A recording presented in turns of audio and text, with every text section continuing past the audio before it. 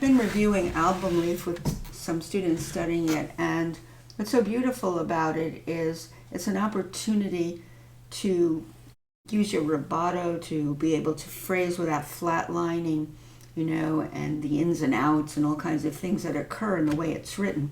It starts with an upbeat, and what's really important with this particular upbeat and most upbeats is it has to imbue the singing pulse that you've decided to use when you open it with the opening phrase, because you can't fool around too much with an opening phrase. You need to have established, well, this is my singing pulse that's running through this main idea of the piece when it starts. And then it's a point of departure for other things that will be threaded through from that point of departure.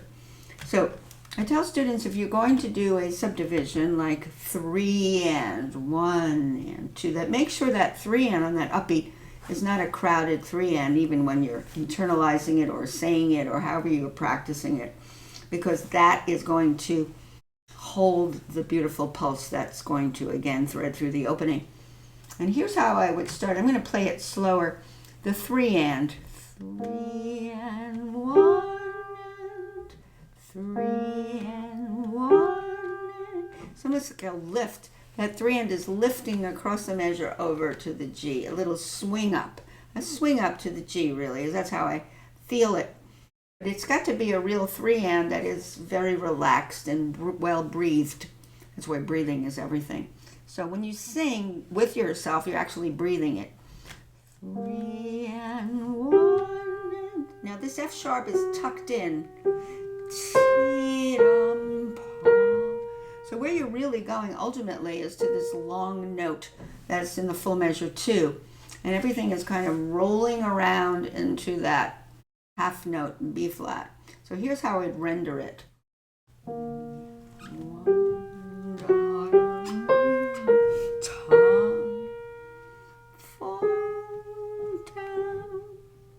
So it's a lot of things going on. So you have a little appoggiatura, which is tira, tira, but it's going furthermore to this note. So I would make sure I pull out the long note by making believe that my finger is going into the honey of that B flat and pulling out the honey into the density of that note by making sure my wrist pulls that note out. You can see how I'm doing that. So I don't get this kind of punchy sound, but I get this beautiful singing tone. So this is very important, the very opening. Swing around, under voice, there. Fall down from there. Because harmonically, that's what's happening. Because that measure holds the dominant harmony with the 7th on it, and then it resolves just with one note. And then it rolls around again. To where? To there. To there. Again. Fall down. It's like a sequence, isn't it, of what you just heard, except a little variation on the answer. Now here, there's 3 E flats in measure 5. You want to make sure what each E flat's role is in that phrase. If I fell down to this E flat, do it again.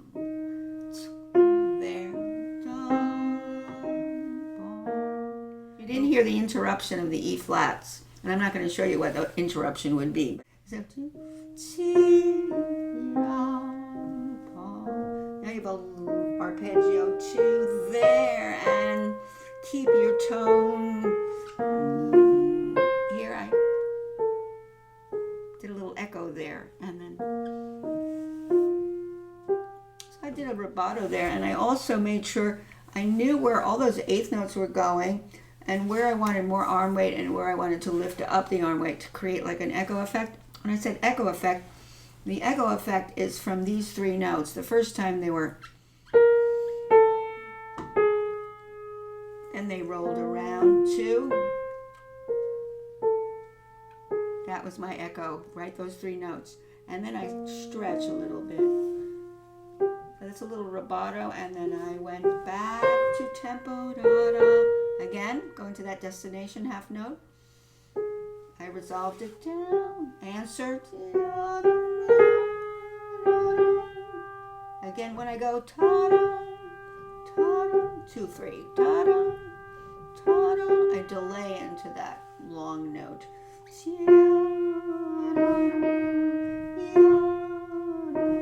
That was better. See, I'm experimenting. Now here I'm going to C flat, which is a surprise note, not expected, and then I'm rolling around to there and most falling down. This piano is a little rough, very tricky. That takes a lot of touch sensitivity and arm weight sensitivity to do that. The other thing I do when I have repeated notes, like you heard a quick 16th over the measure to the half note, I do a pet the cat. I tell the students to pet their cat. Pet the cat, pet the cat. The second one is the really long pet. So it's like a shorter pet to a longer pet. That's the longer pet. Here again. All the way to there, but more. Coming down to. Now we could add the left hand. Left hand, it should be very quiet because it's very harmonic. It's a lot of afterbeats, and sometimes he has the fundamental bass and the afterbeats. But in the beginning, he just has little afterbeats without the downbeat left hand, which would be a fundamental bass. But that comes in later. So we start with, and I'm doing slow practice here. 3 and 1, under voice heat up there.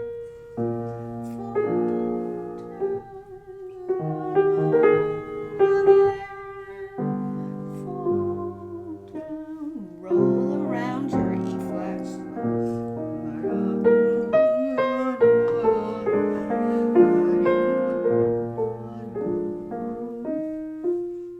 So the left hand's quite quiet. Resolve it. To there. Intensify a little.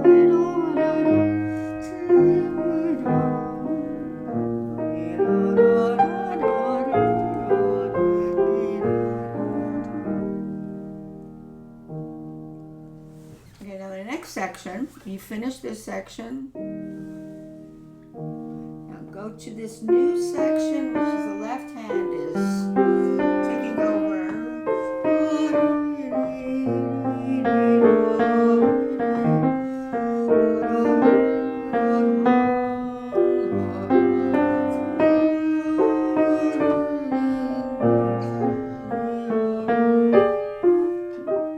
Roll around.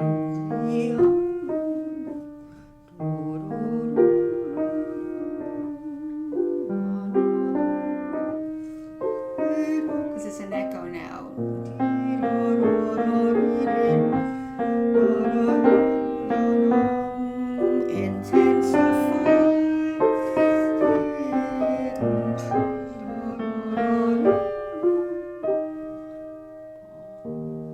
Then you're back to the beginning. I would come in softly.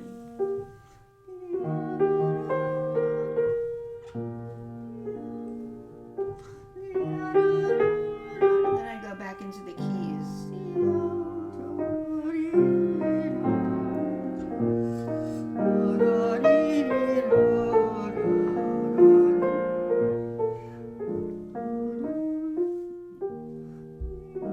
Pet the cat. Delay. Answer.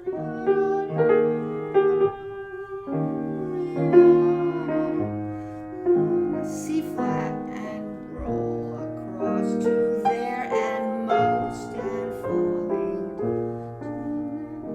Take your time. Off. Yeah, so those are the little places that really are very vulnerable in this, and that is those repeated notes going across the measure where you pet the cat so you don't get drilling sounds of your fingers going up and down. And also folding in thumbs a lot, because thumbs can really interrupt a line. I'm so careful that I fold in my thumbs for most of this piece. Places like through an arpeggio here. I want to make sure that, see?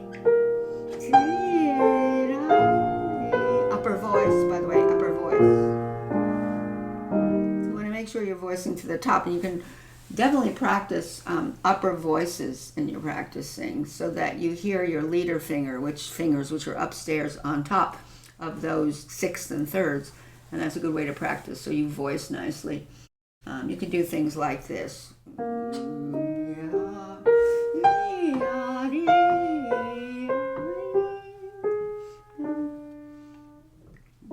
Nice the note would come out. But you can see you can practice that so that when you actually play it, you don't off balance that passage when you bring the thirds and the sixth, the top voices ringing through, resonating through. And the other thing to be aware of is when you go from one section to another, there's two basic sections here. There's the A section, and where he flips the counterpoint over to the left hand with the melody in the right hand with the afterbeat. Although later they come together in importance. You have to be able to, the journey that you take to be continuous. And so if you finish one section, as it continues,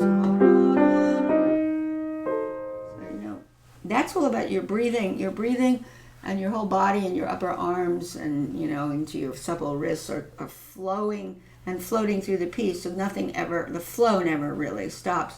Even if you had a rest, the flow never stops, such as this cadence. There it is.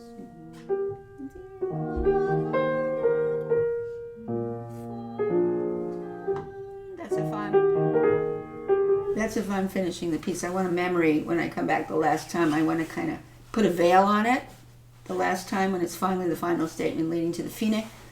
I like to do that. That's something that, a lot of Chopin players do when a theme comes back over and over and over. And if finally, last one, do something really different and bring it back as a memory of what you first heard, but in distance. And so these are just some ideas for phrasing this piece, beautiful piece. Now, in terms of tempo, I don't think you should go super slow. I'm not going to go by this suggested metronome marking. But I've heard different fine pianists. But I think ultimately,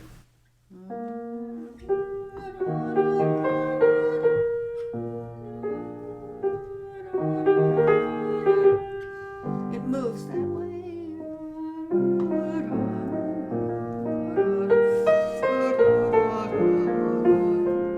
But then you have rubato, right? So then this to me really moves along, which you can do everything you want to.